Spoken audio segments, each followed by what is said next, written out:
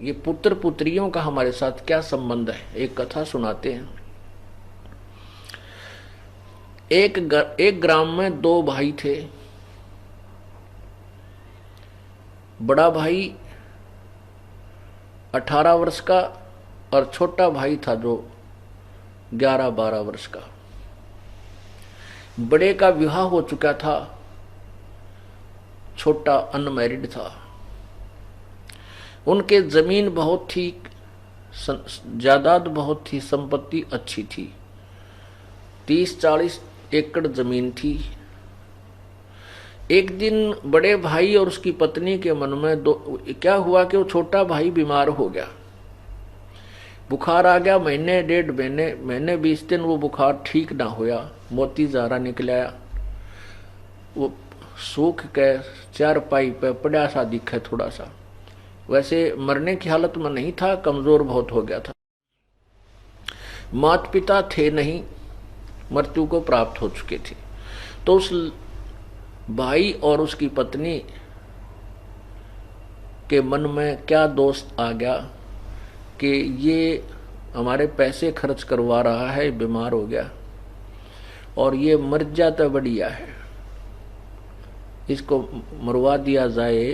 अब बीमारी का ही बहाना हो रहा है, लोग ने सोचेंगे बीमार था और सारी संपत्ति अपने को मिल जाए। कहते हैं लालच नीच नकीब है इन फौजा माही।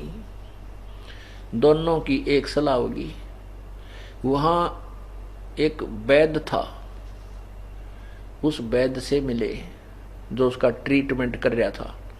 उससे कहा कि तो हम आपको कुछ पैसे दे देंगे, इसको विष दे दे, ये मर जा।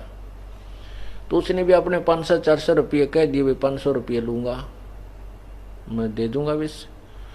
वो 500 रुपये उस वैद्य ने लेकर उसको दवाई के रूप में विष दे दिया। वो लड़का मर गया।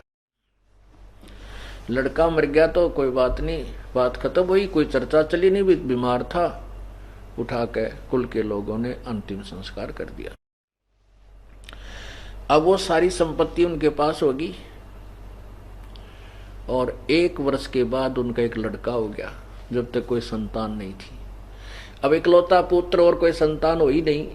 इकलौता पुत्र, उसको खूब खिलावें, बढ़िया आहार करें, करवावें हैं, तो गिने दिनों में वो कुछ ही समय में जवान हो गया। कहने का भाव यह है कि 12, 13, 14 साल का होते ही उसका ब्याह कर दिया। उस लड़के का अपने बेटे का विवाह कर दिया। विवाह होते ही 6 महीने के बाद, विवाह के 6 महीने के बाद पश्चात वो लड़का बीमार हो गया। वो इतना बीमार हो गया कि उसके पिताजी ने उसके ट्रीटमेंट पर कई हजारों रुपये बर्बाद किए, लगाए। जहां भी जिसने वैद्य बताया वहां गए, महंगे से महंगी दवाई। फिर कहीं झाड़ फूक करने वालों के बारे में बताया, वहां भी गए, लेकिन रोग समाप्त होने का, नष्ट होने का नाम नहीं ले रहा और बीमारी बढ़ती ही जा रही है। दोनों उस लड़के के माता पिता रो रहे हैं और पैसा भी पानी की तरफ बहा रहे हैं और लड़का सूखता जा रहा है, कमजोर, वीक होता जा रहा है। एक दिन दोनों उसके माता पिता व उसके पास बैठे और बच्चे के मुंह की तरफ देख रहे।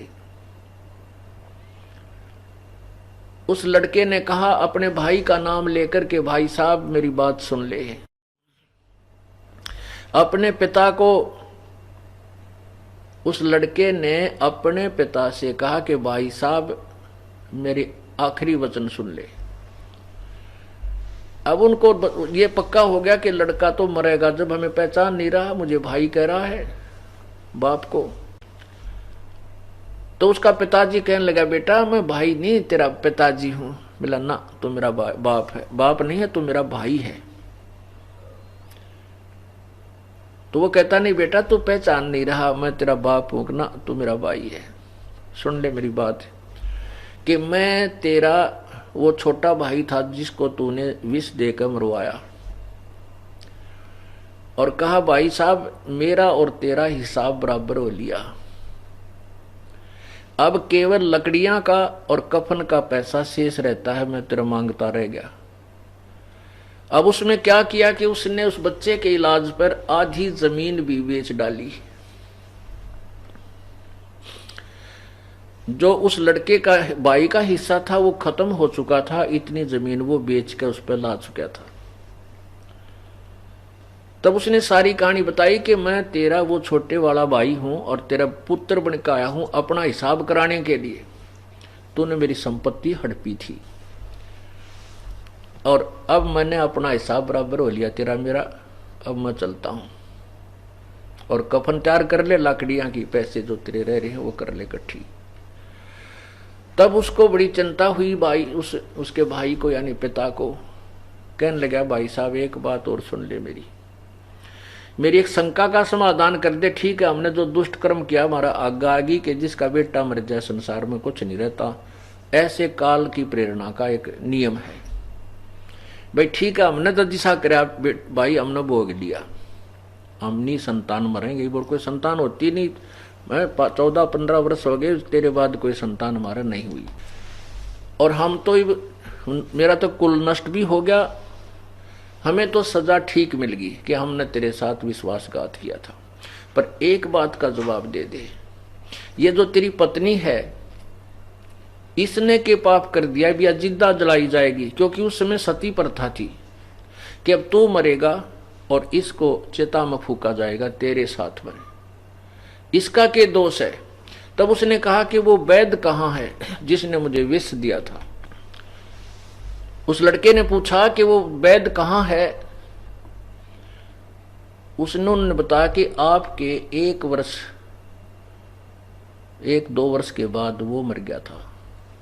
तो उन्होंने कहा कि ये वही वैद्य है जो मेरी पत्नी रूप में है, ये अपनी करनी का फल पाएगा और चिता के अंदर मेरे साथ जलेगा। पुण्यात्माओं, ये सत्य कथाएं हैं। परमात्मा यही बताना चाहते हैं कि एक बेटा बीमार हो जाता है और लाखों रुपये बर्बाद करके मृत्यु को प्राप्त हो जाता, उसका हमने कभी किसी जन्म में खा रखा था, उसको ले रखा था, वो बराबर कर चला। एक लेवा एक देवा दूतम, कोई किसे का पिता न पूतम, ऋण संबंध जुड़ा एक ठाठा, अंत में सब बारा बाटा।